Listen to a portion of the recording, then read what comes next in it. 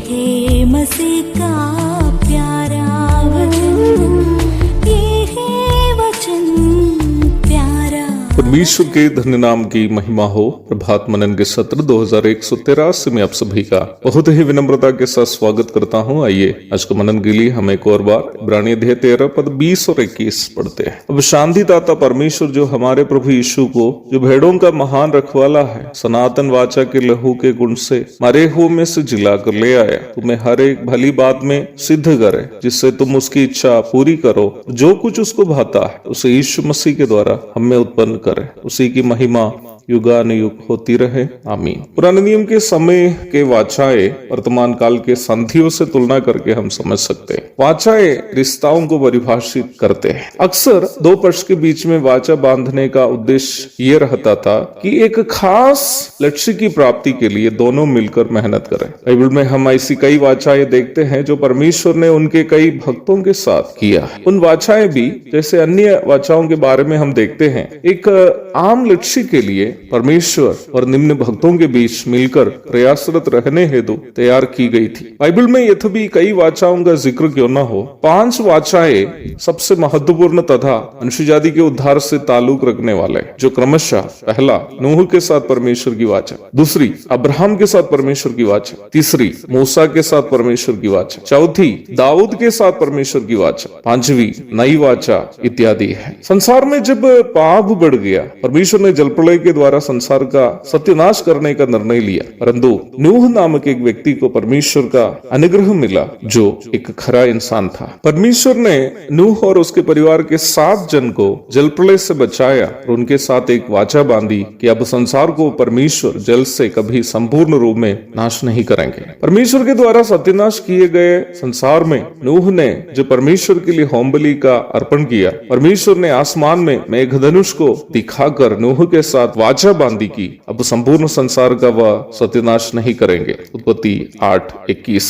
Abraham के साथ परमेश्वर ने वाचा बांधी कि पाप से प्रदूषित संसार को वह अब्राहम के वंशज के द्वारा आशीषित करेंगे अथवा उद्धार करेंगे। उत्पत्ति 22:18। मूसा के साथ वाचा बांधने के द्वारा परमेश्वर ने ये वायदा किया है कि आपसे बचे इन मानव जाति को वह चैन देंगे अथवा विश्राम देंगे। निर्गमन अध्याय 31 पद 16 एवं 17। राजा दाऊद के साथ परमेश्वर ने वाचा बांधी कि उनके वंश से एक राजा आएगा जिनका सिंहासन और साम्राज्य अनंत काल के होंगे। दूसरा शमूएल अध्याय 7 पद 12 से 16 तक। नई वाचा के बारे में हम यिर्मयाह 31 से 34 तक और यहेजकेल 36 की 22 से 32 तक देखते हैं। यहाँ परमेश्वर इस्राएल के साथ एक वाचा बांध रहा है कि वह एक ऐसा दिन लाएगा जब वह उनके अंदर एक ऐसा नया हृदय को उत्पन्न करके उसमें अपनी न्याय व्यवस्था को लिखेंगे। न्याय व्यवस्था परमेश्वर के नैतिक स्वभावों को लिखित रूप में संसार के सामने प्रस्तुत की, परंतु पाप से प्रदूषित मानव जाति परमेश्वर के नैतिक स्वभावों को उसके स्तर में अपने जीवन में लागू नहीं कर पाया। तब परमेश्वर ने अपना पुत्र यीशु मसीह को जगत में भेजा। उन्होंने न्याय व्यवस्था को अपने जीवन में पूर्णतया पालन करके मनुष्य के बदले न्याय व्यवस्था की पूर्ति बन गया। आज प्रभु यीशु मसीह में संपूर्ण मानव जाति का उद्धार उपलब्ध है। यद्यपि परमेश्वर ने वाचा को नूह, अब्राहम, मूसा और इस्राएल राष्ट्र के साथ किया हो, प्रभु यीशु मसीह में निम्न सभी वाचाओं की पूर्ति है। पाप करके परमेश्वर से दूर होकर अनंतकालीन दंड के पात्र बन गए हुए मानव जाति के लिए अनंत जीवन की धन्य आशा का किरण प्रभु यीशु मसीह है। मत्ती अध्याय 4 पद 14 से 16 तक। मानव जाति के पाप के बदले प्रायश्चित मृत्यु सहने हेतु अब्राहम के वंश में उत्पन्न परमेश्वर का एकलौता पुत्र भी वही यीशु मसीह है। मत्ती अध्याय 1 पद 16, 17, 20 और 21। यूहन्ना 3:16।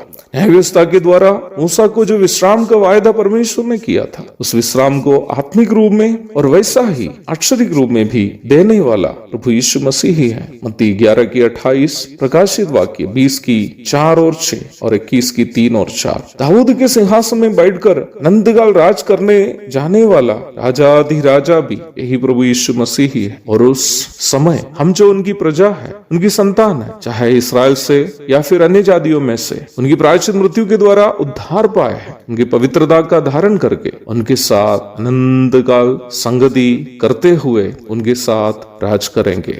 फिलिपी 3:21, पहला यूहन्ना 3:2, प्रकाशित वाक्य 22:4। इस प्रकार प्रभु यीशु मसीह हमारे साथ एक सनातन वाचा बांधी जो कभी नहीं टूटने वाली है, अर्थात प्रभु यीशु मसीह में पापी मनुष्य को यह यकीन मिलता है कि जो उनके पवित्र लहू से धुल गया वह उनके साथ हमेशा अनंतता में राज भी करेंगे। एक और शुभ दिन की धन्य कामनाओं के साथ आज का मनन मैं यहाँ समाप्त करता हूँ। प्रभु आप सबको आशीष दे। आमीन। पापी को मुक्ति का द्वार है, संत को मार्ग का दर्शक है, विश्वास जो करते हैं